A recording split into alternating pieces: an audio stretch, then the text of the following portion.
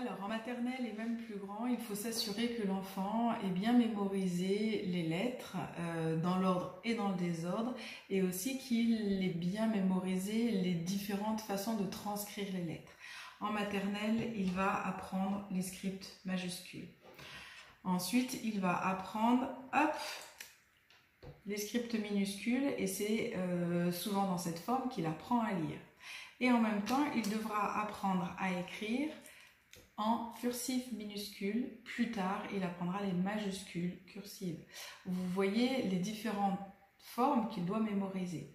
Donc, début.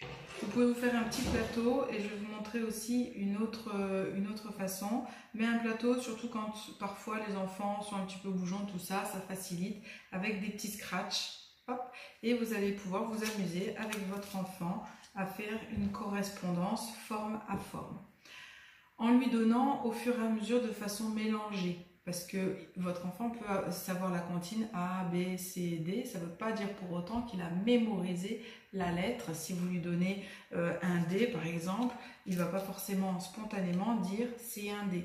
Donc il faut vous assurer que votre enfant progressivement mémorise cette forme-là, le nom de cette forme, et puisse faire de la correspondance. Une fois que c'est fait, cette correspondance forme à forme, nous allons pouvoir faire une correspondance lettre à lettre avec des formes différentes et commencer à faire correspondre, tac, celle-ci et celle-ci. Voilà. Et quand ce sera fait et intégré, on va venir, vous l'aurez compris, y joindre les cursives, par exemple. Donc ça, ce sont des jeux que vous allez pouvoir faire avec votre enfant en maternelle, mais en primaire aussi. On est parfois très surpris.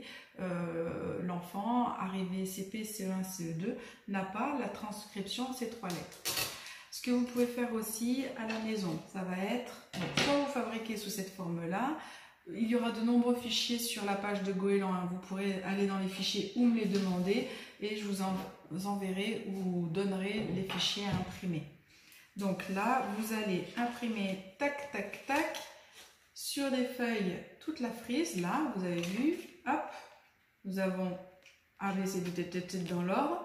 Et je les ai simplement découpées ligne à ligne, collées les unes aux autres, comme ça, ça se range facilement dans des petites boîtes. Voilà.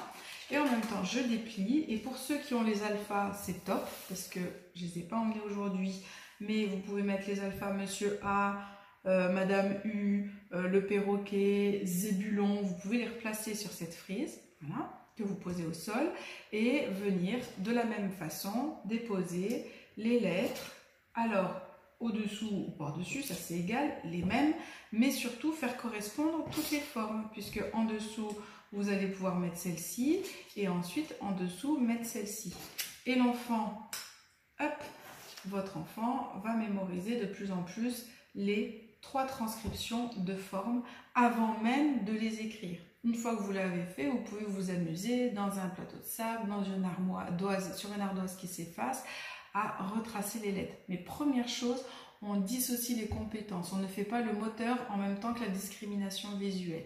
Donc là, c'est du visio-spatial.